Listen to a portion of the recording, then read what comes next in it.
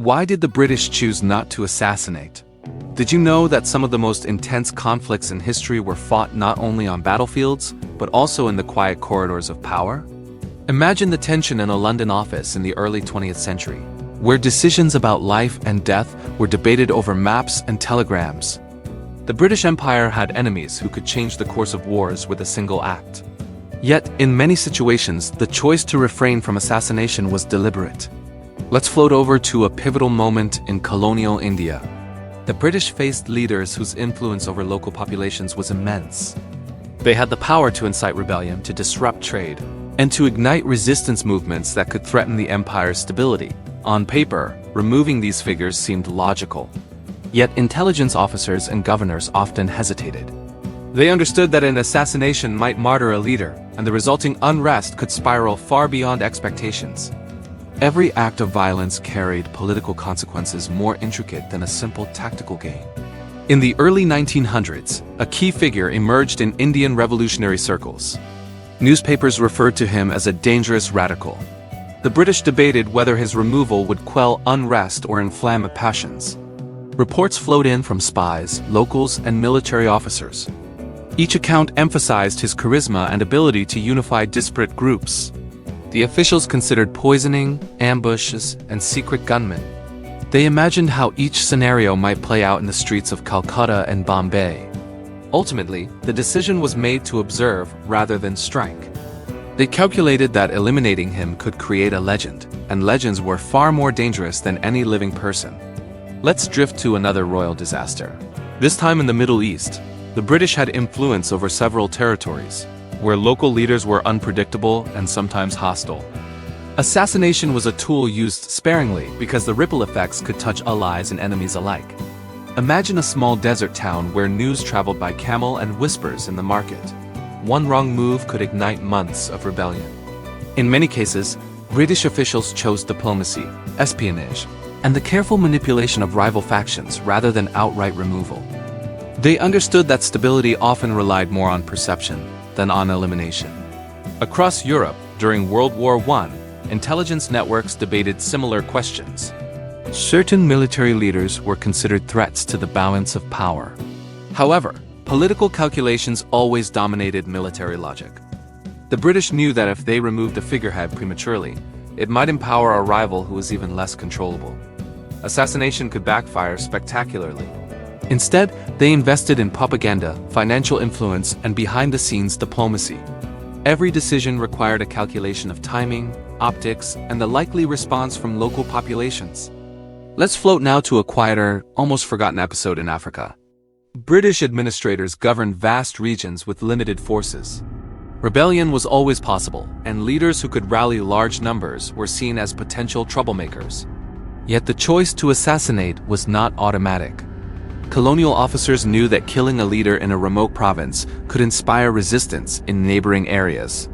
Each assassination carried the risk of sparking uprisings that might spread across hundreds of miles.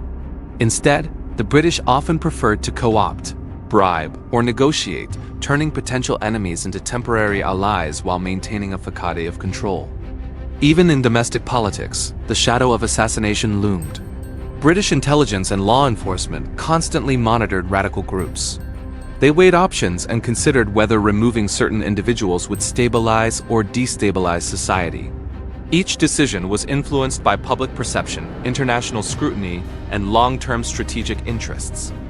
The logic was simple: a single poorly executed assassination could undermine decades of political work. In many cases, the safest path was restraint and observation, rather than immediate elimination. Let's move across oceans to North America. During the early 20th century, Britain maintained influence over political movements even in distant territories. Leaders who advocated rebellion or independence could have been targeted, yet they were often left untouched. Officials feared that martyrdom could transform minor figures into symbols of resistance. They understood the delicate balance between force and perception, realizing that control sometimes required patience more than violence. Assassination was not merely a tactical decision. It was a gamble with consequences far beyond the immediate moment. As we glide back to India, the complexity deepens. British officials faced multiple revolutionary factions, each with its own motives and supporters. The calculus of assassination was intricate. Killing a leader could unite rival groups against the British, or it could fracture movements in ways that made control easier. Timing, secrecy, and intelligence were crucial. Officials often decided that observation, infiltration, and subtle manipulation were safer and more effective than overt violence. The lesson was clear. In the theater of empire, restraint could be as powerful as the sword. Let's float over to the intricate networks of espionage during World War II. British intelligence officers often found themselves with opportunities to remove key enemy figures. Assassination plans were drafted, debated, and sometimes rehearsed in shadowy rooms filled with maps, coded messages, and anxious officers. Yet more often than not, the plans were abandoned. Strategists understood that a successful assassination could provoke retaliation or destabilize a region in ways that could endanger civilians and allies alike. The British weighed every action against the potential fallout and realized that restraint could be more strategic than sudden violence. Consider a case in occupied France. Resistance movements were gaining momentum and certain collaborators were prime targets. British operatives knew they could eliminate these individuals, yet each decision carried risks. Killing a local official could spark brutal reprisals from the occupiers, potentially costing hundreds of innocent lives. In many instances, intelligence officers chose to gather information, sabotage infrastructure, and manipulate communications rather than strike directly. They understood that indirect strategies often achieved objectives without creating martyrs or inflaming the population. Let's drift back to India, where the empire faced a growing wave of nationalist movements. Leaders who could inspire millions were tempting targets, yet the British remained cautious. Intelligence reports described crowds chanting slogans in streets, rallies that grew larger with every rumor. Officials understood the psychology of resistance. Removing a single figure could unite hundreds of factions against them, transforming a momentary threat into a historical legend. Instead, subtle measures such as limiting public appearances, spreading disinformation, and co-opting potential allies were preferred. Every move was calculated to maintain influence without provoking irreversible anger. Now let's move to the Middle East during the post-World War I period. The British had expanded their territories, but many leaders were fiercely independent and deeply respected by their people. Assassination seemed tempting when faced with persistent rebellion. Yet officials recognized the diplomatic consequences. Killing a tribal leader could upset neighboring tribes, ruin negotiations with other foreign powers, and compromise trade routes critical to the empire. The British often opted for negotiation, manipulation of rival factions, and careful intelligence monitoring. They understood that an empire built on coercion alone was fragile and prone to collapse.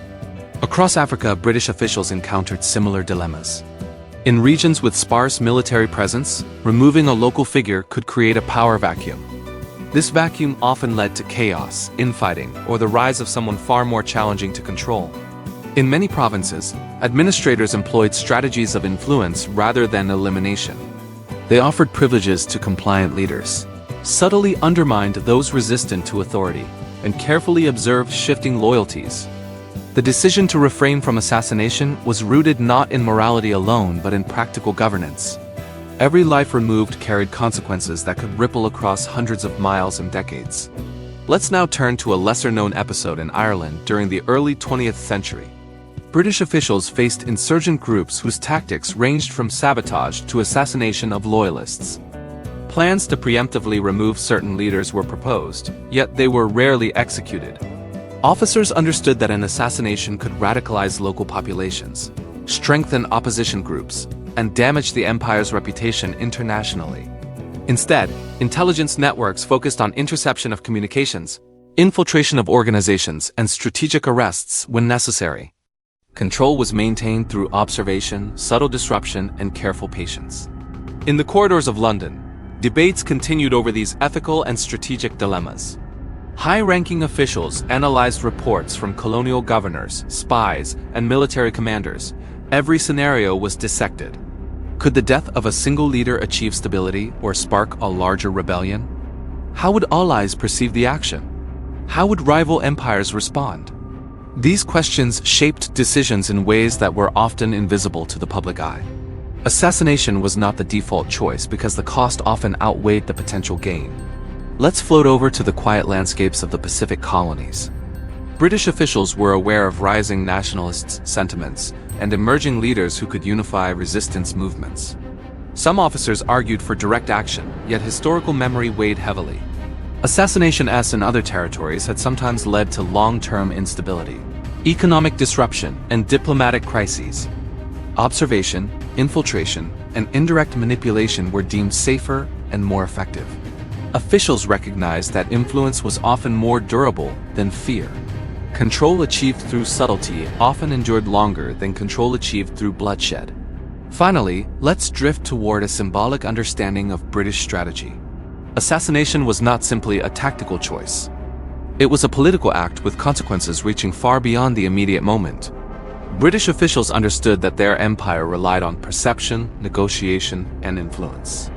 Removing a figurehead could generate unintended reverberations. They had to balance morality, pragmatism, and strategy in every decision. In many cases, choosing not to assassinate proved wiser than any strike could have been.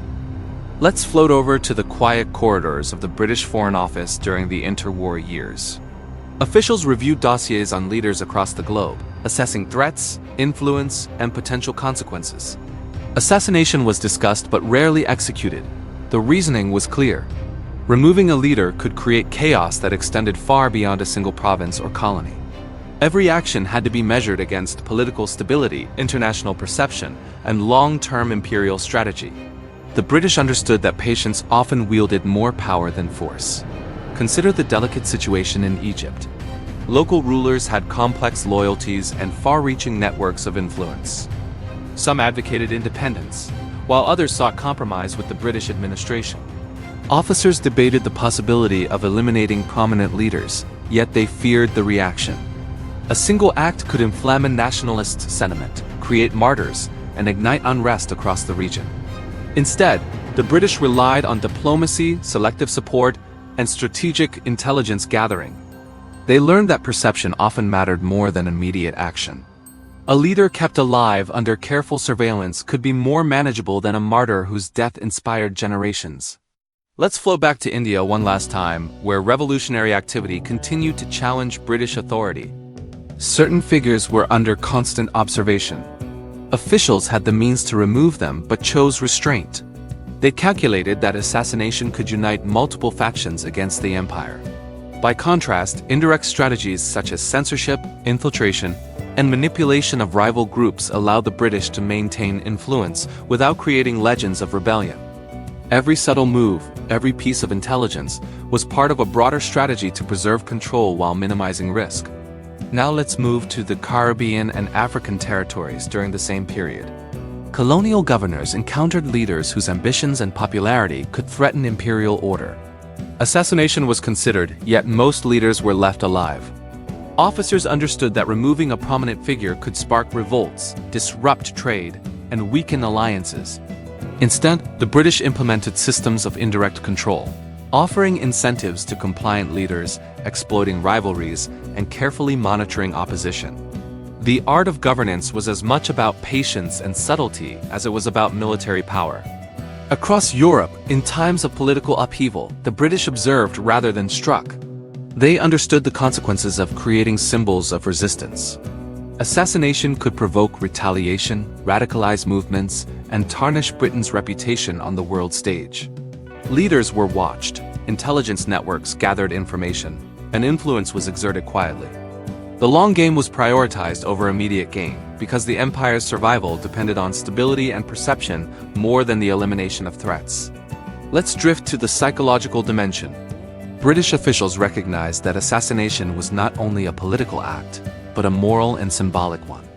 The act of killing a leader carried reverberations that could shape public opinion, inspire literature, and alter cultural memory. Martyrs could transform localized unrest into national or even international movements.